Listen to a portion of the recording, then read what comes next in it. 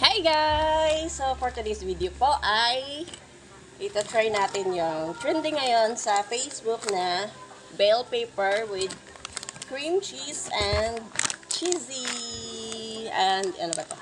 Rock and rolls. Low budget guys.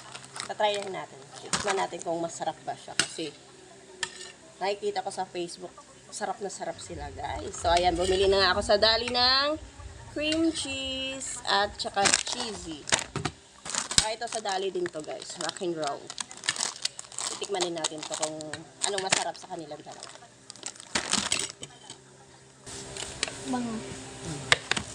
Sarap. Unahin natin yung cheesy guys kasi favorite ko itong cheesy. So ito unahin natin.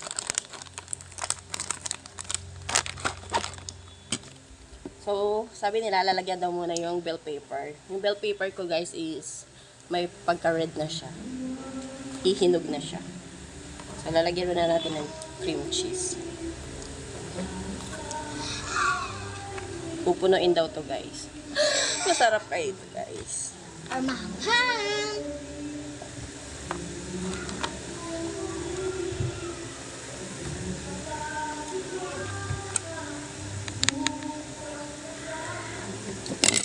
The moment of truth, guys. Nililiit na na cheesy. Saan ito gamitan? Wait lang. Next yan.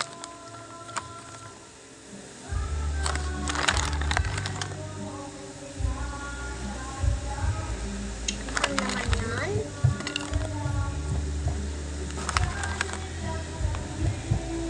Ayan, puno na siya, guys. Dagdagan ulit natin ng cream cheese kung masarap siya. So, guys, now ko lang to titikman. And now lang din ako kakain ng bell pepper sa tanang buhay ko. Hindi talaga ako nakain ng bell pepper, guys.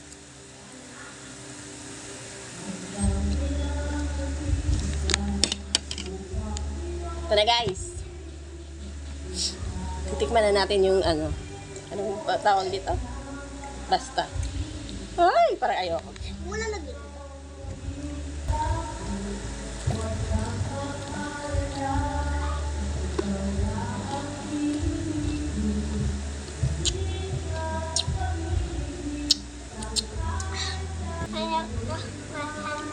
Hindi ah.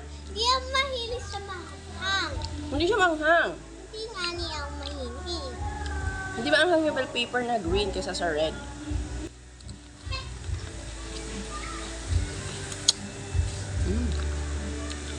Sarap pala.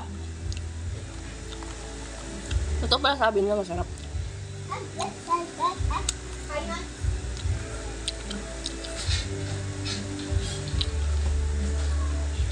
Busin natin guys. Isa lang kasi binili kong bell pepper kasi naghahanap ako ng bell pepper. Puro red.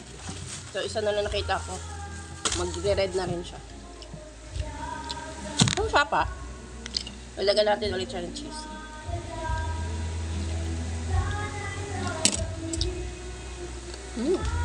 Yung cream cheese talaga nagpapasarap guys.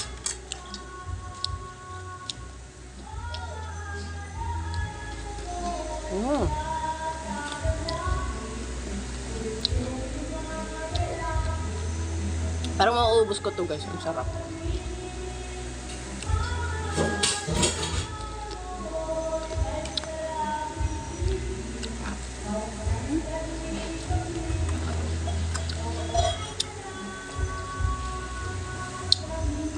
Tikman natin tong rock and roll guys, galing Dali.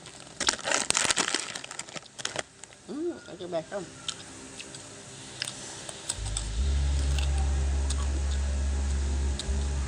Asin niya.